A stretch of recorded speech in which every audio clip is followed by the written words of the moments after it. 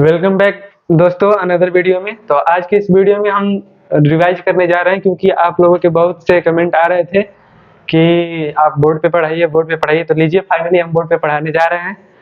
तो जल्दी से क्विक रिवीजन कर लेते हैं जो जो भी अभी अभी तक हम लोगों ने पढ़ा है। तो हम लोग क्या पढ़ रहे हैं? हम लोग पढ़ रहे हैं 12 टेंसेस के बारे में। हम डेली 5-5 मिनट की एक रील या एक वीडियो यूट्यूब पे अपलोड करेंगे जिससे कि आप एक एक करके सभी टेंसों को कवर कर लेंगे। तो चलिए सबसे पहला टेंस क्या है? प्रेजेंट टेंस से शुरू करते हैं और प्रेजेंट टेंस में प्रेजेंट इंडेफिनिट से शुरू करते हैं। ठीक है, तो हम पढ़ने जा रहे हैं प्रेजेंट इंडेफिनिट टेंस के बारे में।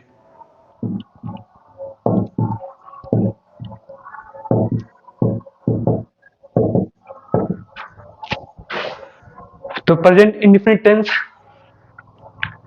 का हम लोगों ने क्या क्या पढ़ लिया है? अफर्मेटिव पढ़ लिया है, निगेटिव पढ़ लिया है। अफर्मेटिव, पहले अफर्मेटिव को रिवाइज कर लेते हैं। तो present indefinite tense affirmative sentences. देखिए सेंटेंस किसे कहते हैं? शब्दों के मेल को, शब्दों के मिला के कोई अगर तर्कसंगत ऐसा तर्कसंगत शब्दों के ग्रुप को मिलाने पे जब कोई तर्कसंगत बात निकलती है उसको हम सेंटेंस कहते हैं। तो सेंटेंस कितने प्रकार के होते हैं? सेंटेंस वैसे तो कई प्रकार के होते हैं लेकिन हमको टेंस पढ़ने के लिए कम से कम सेंटेंस के 3 प्रकारों को याद रखना जरूरी है, जिसमें से पहला है अफर्मेटिव सेंटेंस और दूसरा है निगेटिव सेंटेंस और तीसरा है इंट्रोगेटिव सेंटेंस। तो सबसे पहले हम अफर्मेटिव सेंटेंस के बारे में पढ़ लेते हैं। ठीक, रिवाइज कर लेते हैं। तो अफर्मेटिव सेंटेंस, अफर्मेटिव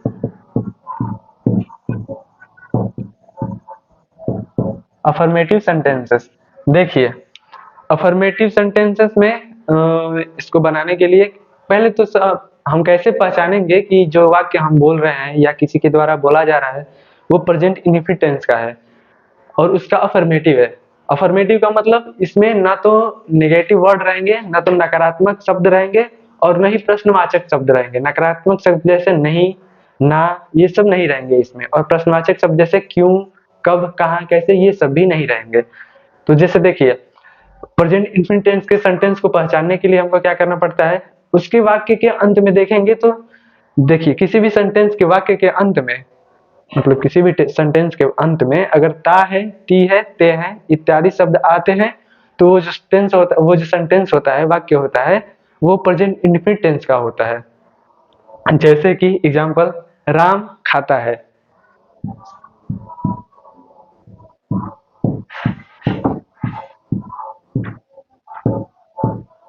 राम खाता है, या हम लोग लिख सकते हैं राम आम खाता है। राम आम खाता है। देखिए इसमें न तो नेगेटिव वर्ड है और न ही प्रश्नवाचक शब्द है, ना नकारात्मक शब्द है ना ही प्रश्नवाचक शब्द है। तो इसको कैसे बनाएंगे? देखिए तो सबसे पहले बनाने के लिए स्ट्रक्चर आपको याद करने की जरूरत नहीं है। आप बनाने लगेंगे तो आपको धीरे धीरे आपके हैबिट में हो जाएगा। तो स्ट्रक्चर को रटना नहीं है कि पहले सब्जेक्ट आएगा, फिर वर्ब आएगा, फिर ऑब्जेक्ट आएगा, ऐसे करके हमको रटना नहीं है। ठीक, हमको समझते चलना है। तो पहले देखिए हम लोगों ने सेंटेंस एक लिख दिया है, राम आम खाता है। तो सबसे पहले क्या लिख देंगे? जैसे आप इसी को पहले हम बना लेते हैं, इसके बाद आपको स्ट्रक्चर इसका दिखा देंगे कैसे बनता है। तो क्या हो जाएगा? राम आम खाता है। तो राम खाता है बना ले, इसके बाद लिख लेंगे वर्ब,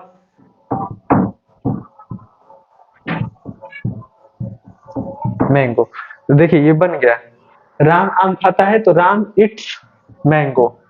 अब इट्स क्यों लगाया है? मैंने आपको कल वीडियो में बताया था कि किसी भी अगर सब्जेक्ट यानी कि कर्ता या नाउन, जो पहला शब्द होता है जो कार्य करता है उसको हम कर्ता कहते हैं। ठीक, ये यहाँ पे आम कौन खा रहा है? राम खा रहा है, तो राम क्या हो गया? कर्ता हो गया। तो राम इट्स मैंगो। तो देखिए इसका स्ट्रक्चर अगर हम बनाना चाहें तो स्ट्रक्चर ऐसे लिख सकते हैं, स्ट्रक्चर या कुछ लोग फार्मूला भी कहते हैं, STRUCTURE स्ट्रक्चर। ठीक, तो क्या हो गया? पहले हमने क्या लिखा है? सब्जेक्ट। तो यहाँ पे क्या लिख लेंगे? हम सब्जेक्ट लिख लेंगे। इसके बाद क्या लिखा है? वर्ब। तो यहाँ पे क्या लिख लेंगे? वर्ब। इसके बाद किसका लिखा गया है? आम का लिखा गया है अंग्रेजी, क्योंकि यहाँ पे क्या लिख लेंगे, ये क्या है, ऑब्जेक्ट है, क्योंकि जब कर्ता कोई भी काम करता है तो जिस पे उस क्रिया का प्रभाव पड़ता है उसको क्या कहते हैं, कर्म कहते हैं। तो ये क्या हो जाएगा, मैंगो कर्म हो जाएगा। इंग्लिश में इसको ऑब्जेक्ट कहते हैं। तो यहाँ पे हो गया ऑब्जेक्ट, और बाकी सब अदर वर्ड जो भी रहते हैं उसको हम अदर वर्ड यहाँ पे लिख दे रहे हैं, अदर वर्ड, ठीक। तो यहाँ तक आपने समझ लिया सिंपल जो पॉजिटिव सेंटेंसेस होते हैं, सकारात्मक वाक्य होते हैं, उसका कैसे बनेगा, राम इट्स मैंगो। अब देखिए मैंने आपको बताया था कि जब अगर सिंगुलर सब्जेक्ट रहेगा, सिंगुलर नाउन या प्रोनाउन रहेगा तो उसके साथ वर्ब में एस या ईएस जोड़ देते हैं, लेकिन जब प्लूरल रहेगा तो उसके साथ वर्ब में एस या ईएस नहीं जोड़ते हैं। तो यहाँ पे आप ध्यान करके लिख लीजिएगा, यदि सब्जेक्ट क्या है, सिंगुलर है, सिंगुलर सब्जेक्ट, तो क्या करेंगे हम लोग, वर्ब प्लस यस या ईएस में से कोई एक जोड़ेंगे, ठीक। अगर यहीं पे प्लूरल सब्जेक्ट रहेगा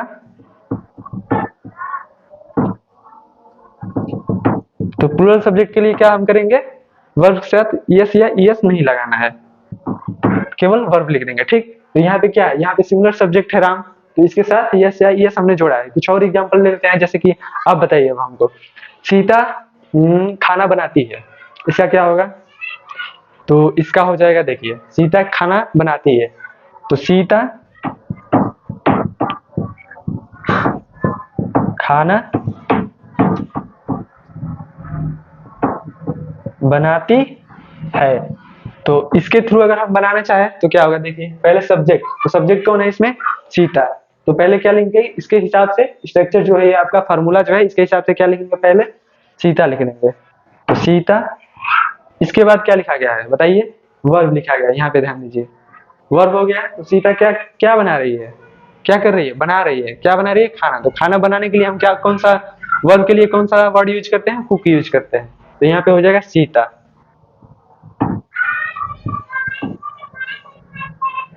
सीता कुक, और क्योंकि ये सिंगुलर है सीता तो इसके साथ एस जोड़ देंगे। कुछ सब्जेक्ट में, कुछ वर्ब में एस जुड़ता है, कुछ में ईएस जुड़ता है, जैसे गो है तो गो को जब हम ऐसे बनाएंगे, जैसे कि राम बाजार जाता है तो राम GOES जोड़ देंगे, उसमें GOES लिखेंगे, उसमें ईएस जुड़ जाता है। तो सीता कुक्स फूड, ठीक। तो अब हम आशा करते हैं आपको कि सिंगुलर सब्जेक्ट अगर रहेगा तो आप उसका अफर्मेटिव सेंटेंस का ट्रांसलेशन कर लेंगे, ठीक। अब फिर प्लूरल सब्जेक्ट के लिए देख लेते हैं, ठीक। प्लूरल सब्जेक्ट के लिए अब देख लेते हैं।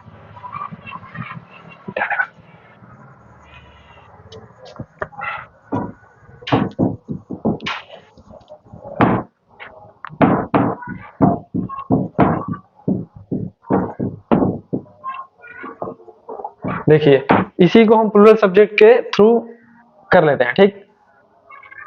यहाँ पे हम लिख लेते हैं सोहन और मोहन, सोहन और श्याम लिख लीजिए, ठीक। सोहन और श्याम आम खाते हैं। तो अब देखिए सोहन और श्याम दो व्यक्ति हो गए, तो हम लोगों ने इंग्लिश में क्या पढ़ा है, या तो सिंगुलर होता है या तो प्लूरल होता है। हिंदी की तरह इसमें एक वचन, द्विवचन, बहुवचन नहीं होता है, इसमें एक वचन होता है उसके बाद बहुवचन होता है। तो ये जो है सीता, राम, श्याम, ये एक नाउन या प्रोनाउन रहेगा तो वो सिंगुलर सब्जेक्ट कहलाएगा, सिंगुलर पर्सन कहलाएगा। और अगर दो दो आ जाएंगे तो इसको बहुवचन कहेंगे या प्लूरल नंबर कहेंगे। तो इसको कैसे बनाएंगे, आप देखिए क्या दिया है, सोहन और श्याम, तो सोहन उसके उसके थ्रू लिखेंगे। देखिए इसमें सब्जेक्ट क्या है, सोहन और श्याम दोनों सब्जेक्ट हैं, ठीक, क्योंकि दोनों आम खा रहे हैं। तो सोहन एंड श्याम क्या कर रही हैं, सब्जेक्ट ये तो हो गया, वर्ब क्या है इसमें, खाना। तो खाना के लिए क्या अभी हम पिछले सेंटेंस में यूज किए थे, ईट। तो यहाँ पे क्या हो जाएगा, राम एंड श्याम, सोहन एंड श्याम। अब देखिए यहाँ पे एस या ईएस लगाएंगे कि नहीं लगाएंगे, ये बताइए। यहाँ पे एस या ईएस नहीं लगाएंगे क्योंकि ये प्लूरल सब्जेक्ट है, ठीक। दो लोग हैं यहाँ पे, दो लोग काम को कर रहे हैं तो ये प्लूरल हो गया, तो एस या ईएस नहीं लगाना है। तो Sohan and Shyam eat mango. आशा करते हैं आपको सिंगुलर और प्लूरल का जो कंफ्यूजन होता है वो क्लियर हो गया होगा, ठीक। तो ये हो गया, असर्टिव सेंटेंस खत्म हो गया प्रेजेंट इंडेफिनिट टेंस का। एक एग्जांपल हम बता रहे हैं, आप उसको बना के कोशिश करिएगा। 10 मिनट। ठीक, तो यहाँ पे असर्टिव सेंटेंस का जो टॉपिक है वो खत्म हो गया प्रेजेंट इंडेफिनिट टेंस का। आप इसको रिवाइज कर लीजिएगा। कई लोग बोल रहे थे कि हमको बोर्ड पे समझाइए, तो इसी के लिए हमने दोनों सिंगुलर प्रोनाउन और singular noun and plural noun and pronoun के बारे में बता दिया। आप इसको फास्ट फॉरवर्ड में 5 मिनट में देख सकते हैं 2x पे करके, ठीक, क्योंकि मैंने पहले भी एक बार ये बता दिया है। तो आशा करते हैं आज का ये टॉपिक आपको समझ में आया होगा। अगर समझ में आया है तो वीडियो को शेयर कर दीजिएगा। अगर आपको ट्रांसलेशन आता है तो आपके घर में छोटे बच्चे होंगे 7, 8, 9, 10, इसमें जिसको नहीं आता है, younger sibling, sister and brother, उनको शेयर कर दीजिएगा, उनको सेंड कर दीजिएगा, दिखा दीजिएगा। और बाकी अगर आप चैनल पे नए हैं, इंस्टाग्राम आईडी मेरी पहली बार आप खोल रहे हैं तो इसको फॉलो कर लीजिएगा। यूट्यूब पे अगर आप ये वीडियो देख रहे हैं, चैनल पे नए हैं तो चैनल को सब्सक्राइब कर लीजिएगा। Thank you.